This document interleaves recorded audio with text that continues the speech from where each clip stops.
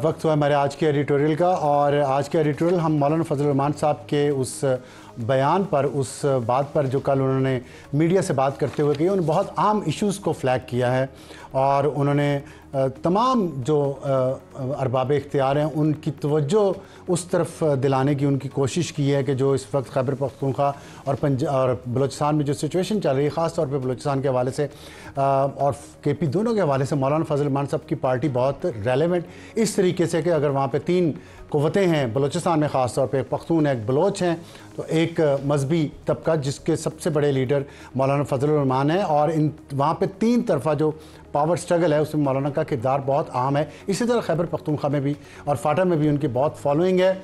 और जो हमले अब रिसेंटली शुरू हुए हैं मौलाना फजल रहमान साहब के माजी के और मौजूदा साथियों के ऊपर, उनके मदरसों पर, जिसमें कोड़ा खटक का हमला है और मुफ्ती शाकिर के जो हमले हुए हैं, और वो उंगली उसकी उठाई जा रही है दाइश की तरफ। एक नया प्लेयर टीटीपी के अलावा इस गेम में शामिल हुआ है। उस पर मौलाना साहब ने कहा है कि पंजाब ठंडा है, ये सारे खैबर पख्तूनख्वा और बलूचिस्तान को उनके हाल पे छोड़ दिया गया है और पंजाब ठंडा है, तो ये तो कोई बात नहीं दोस्त। तो इस पे उन्होंने जो कहा ये है कि हम ईद के बाद तहरीक चलाएंगे। सवाल ये पैदा होता है कि क्या अगर दोनों सूबों में हालात इतने ख़राब हैं, और बाकी सूबों में भी खैर हालात, अब तो पंजाब में भी रेड अलर्ट है और वहाँ पे भी बहुत सारी रिपोर्ट्स आ रही हैं, तो क्या इस तहरीक चलाने से, इस तरह की तहरीक चलाने से ईद के बाद क्या इन हालात में बेहतरी आएगी? और जो भी मुतालबात मौलाना साहब के या अपोजिशन के हैं, क्या ये टेबल पे बैठ के हल नहीं हो सकते? ख़ास तौर पे जब मौलाना साहब ने ये बात कही है हुकूमत को कि आप इंडिया और ईरान से अगर बात कर सकते हैं तो अपोजिशन से क्यों, तो अपोजिशन के साथ क्यों बातचीत नहीं हो सकती? तो सॉरी, अफ़गानिस्तान के साथ ये बातचीत क्यों नहीं हो सकती? इसी तरह मेरा मौलाना साहब से और अपोजिशन से ये सवाल है कि अगर सब लोग अगर आप ये बात कर रहे हैं तो सियासतदान आपस में बैठ के बात क्यों नहीं कर सकते? कुछ ही दिनों में पार्लियामेंट्री सेशन हो रहा है, जॉइंट सेशन, जिसको नेशनल सिक्योरिटी कमेटी का वो दे दिया गया है लेवल, और उसमें आर्मी चीफ भी आएंगे, DGI से भी आएंगे। वहाँ पे ये सारे मामला वहाँ बजाय अपनी ज़ाती ख्वाहिशात और ज़ाती शिकायत को सामने लाने के, क्योंकि हम माजी में देख चुके हैं कि जब भी कौमी असम्बली का और सेनेट का जॉइंट सेशन हुआ है, उसमें जब ये GHQ से ब्रीफिंग के लिए लोग आते हैं तो ज़ाती मामला बहुत लाए जाते हैं वहाँ पे कि मेरे साथ ये हो गया, मेरे साथ ये किया। तो अगर हम कौमी इश्यूज़ पे फोकस रखें और एक कंसेंसस बिल्ड करें पार्लियामेंट की शिकायत भी दूर होगी कि हमें एतमाद में नहीं लिया जाता, और सियासतदानों को चाहिए कि वो अपना जो जिम्मेदारी है वो लें, बजाय इसके कि आप दूसरों पे इल्ज़ाम भी लगाएं और फिर अपनी जिम्मेदारी भी ना लें। सोचिए इस पर और गौर कीजिए। आज सबसे पहले अहम खबर, बलूचिस्तान नोशकी में FC के काफ़िले पर खुदकुश हमला हुआ है, और जिसमें 5 जो अहलकार हैं वो शहीद हुए हैं और दर्जनों ज़ख्मी हुए हैं। उन ज़ख्मियों को बज़रिया हेलीकॉप्टर नोशकी से कोयटा मुंतकिल करने के इंतज़ामात मुकम्मल हैं। इसके अलावा कल रात कोयटा में मुख्तलिफ़ मकामात पर 3 धमाके हुए। एक धमाका शालकोट थाने के इलाके में, और एक जिसमें 7 अहलकार ज़ख्मी हुए, एक शहीद हो गए, और दूसरा वाक़या कमरानी रोड पर पेश आया, जहाँ पे एक मोबाइल फ़ोन की दुकान पर दस्ती बम से हमला किया गया, और तीसरा धमाका एयरपोर्ट रोड के इलाके किल्ली शाबों में। तो ये बलूचिस्तान की सूरत हाल है। खैबर पख्तूनख्वा में इससे भी ज़्यादा सूरत हाल ख़राब रही। पिछले 24 घंटों में 20 दहशतगर्द हमले हुए हैं खैबर पख्तूनख्वा में, जिसमें टांक है, लकी मरवत है, बन्नू है, वज़ीरिस्तान है और कर्क है। इसके अलावा मोहम्मद है, तो और बहुत सारे इलाके हैं। तो ये जो एक जंगी कैफियत जारी है इस वक्त 2 सूबों में, उसके बारे में पाकिस्तान भर में बहुत तशवीश है। मीडिया इस पर बहुत ज़्यादा फोकस नहीं कर रहा, लेकिन इसका ये मतलब नहीं कि सब ठीक है। हालात काफ़ी सीरियस हैं और इस पर हमें भी बात भी करनी चाहिए सीरियस तरीके से। तो आज के हम अपने प्रोग्राम में इन चीज़ों पे मुख्तलिफ़ ज़ावियों से देखेंगे। पहले हमारी आपकी टॉप स्टोरी जो है बलूचिस्तान जंग, कसूर पंजाब का, सरदार का या इस्टेब्लिशमेंट का। इसमें हमें ज्वाइन करेंगे फवाद चौधरी साहब, उन्होंने ज्वाइन कर लिया है, वैसे सीनियर सियासतदान हैं, और उनसे हम इस मौजू पे बात करेंगे। हॉट इशू हमारा आज का होगा कि नौजवान के हाथ में बंदूक या किताब, और इसमें इस्लामाबाद की जिम्मेदारी क्या है, इस्लामाबाद में तालीमी सीन क्या है, स्कूलों के और तालीम के हालात क्या हैं। इस पर हम बात करेंगे मुहय्यद्दीन वानी साहब, जो special secretary ministry of federal education है, और उनसे ये पूछेंगे कि जो आर्टिफिशियल इंटेलिजेंस है और जो साइंस एंड टेक्नोलॉजी के सब्जेक्ट हैं वो बलूचिस्तान के स्कूलों में अगर इंट्रोड्यूस करवाने हो तो उस पर वफाकी हुकूमत क्या कर सकती है, क्योंकि 18वीं तरमीम के बाद वफाक के पास उतने इख्तियारात नहीं हैं जितने सूबों के पास हैं, लेकिन क्या उन्हें एडवाइस किया जा सकता है या नहीं।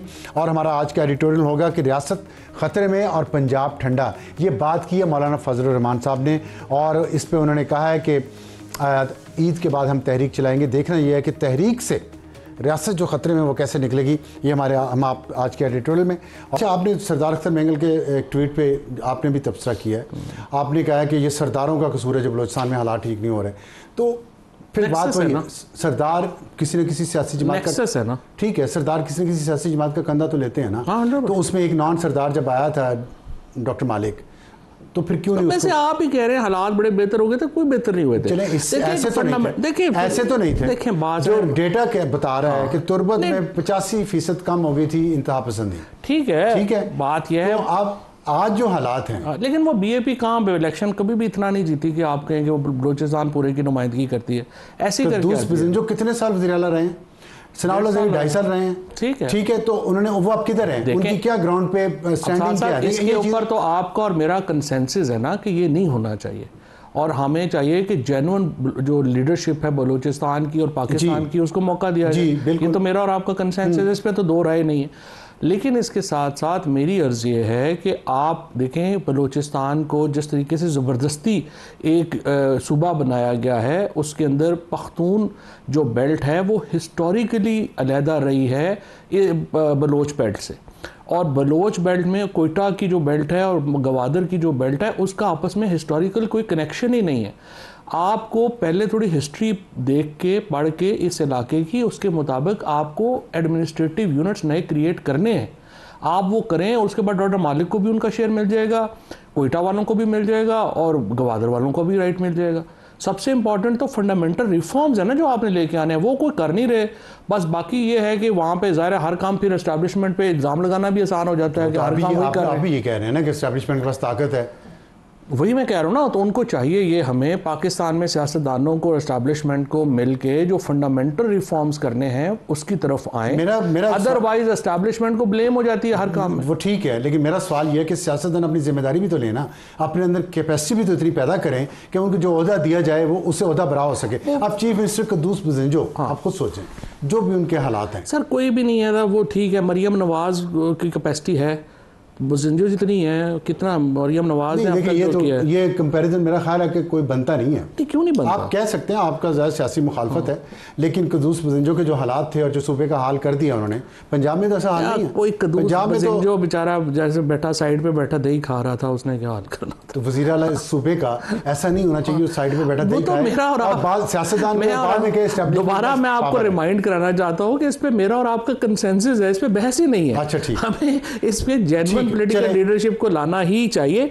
और इसको मैं सिर्फ मेरी रिक्वेस्ट सिर्फ ये है कि इसके अंदर जब तक आप वसाइल को कोयटा से नीचे डिस्ट्रिक्ट्स में नहीं भेजेंगे, जिस तरीके से आप लाहौर से वसाइल को डिस्ट्रिक्ट्स में नहीं बहुत बड़ी आपने बात की है, नहीं मामला हल ये कैसे होगा इसका मुझे नहीं पता, क्योंकि आप देखें ना, फॉर एग्जांपल पेंडोरास बॉक्स है ना। फॉर एग्जांपल देखें, फॉर एग्जांपल जो खुजदार का मेयर है, सारे उसके पास पैसे होंगे तो वो मेयर लोकल रिस्पॉन्सिबल होगा ना, लोगों का गिला उससे होगा ना अगर गली नहीं बनी, कुछ नहीं हुआ, एडमिनिस्ट्रेशन ये वो पंजाब को गाली नहीं देंगे। पंजाब का तो अभी गाली नहीं बनती नहीं, लेकिन शौकिया नहीं, वो तो ऐसे शौकिया है ना, कुछ लोगों की सियासत इस पे चलती है पंजाब को गाली निकाल के, वरना तो वो बेचें क्या नहीं। लेकिन अगर ये काम इस तरह हो रहे हो तो कम से कम वो सेंटिमेंट तो नीचे जाए, लोगों के मसाइल भी तो जेन्युइन है, बलोच लोगों के जेन्युइन मसाइल भी तो देखिए नौजवान, एक ये हिस्सा ज़रूर है, ये मसाइल ज़रूर है, बट आप इससे भी इनकार नहीं कर सकते कि वहाँ इंडिया का बहुत फुटप्रिंट है। वहाँ पे जब से ये CPEC का मामला आया, उसको ये तो हमारी कमज़ोरी है ना, इंडिया का फुटप्रिंट इतना वहाँ हमने आने क्यों दिया इतने सालों से। नहीं वो ठीक है, वो बात आपकी ठीक है, वो हो सकता है, लेकिन उस पर बहस हो सकती है, उसके बड़े और मसाइल हैं। अब तो वो आप देख ही रहे हैं पंजाब में जो कर रहे हैं, वो बलूचिस्तान वो तो इशू और हो गए। अब तो एक्चुअली बड़ी स्केरी सिचुएशन है कि उनका डिफेंस मिनिस्टर टीवी पे आके कह रहा है कि हाँ हमने मारे 18 पाकिस्तानी अंदर। और देखें कनाडा में एक सिख जब उन्होंने मारा था तो कैनेडियन गवर्नमेंट का स्टैंड देखें कि उन्होंने कैसे लिया था। यहाँ पे तो अनफॉर्चुनेटली हमने उसको इग्नोर ही कर दिया, राजनाथ को किसी ने पूछा ही नहीं। लेकिन बड़ा शायद जेलम तक से अजीबोगरीब खबरें आ रही हैं, जेलम तक से अजीबोगरीब खबरें आ रही हैं जो बड़ी स्केरी हैं एक्चुअली।